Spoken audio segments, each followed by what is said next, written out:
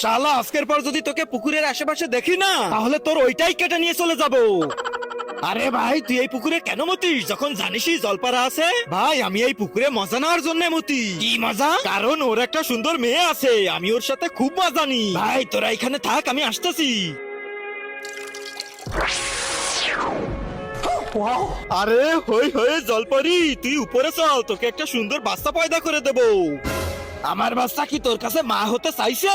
আরে কে কথা বললো রে? শালা আজকের পর এখানে আসলে তোকেই গর্ভবতী বানায় দেবো। ভাই সত্যি ওর মেয়ে অনেক সুন্দর। কি বলিস? তাহলে দাঁড়া, আমি 1 মিনিটেই আসতেছি।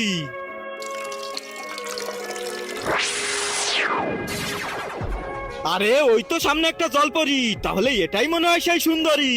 আরে বেবি একটু কাছে আসো না। এই কে রে? আরে শালা হারামি,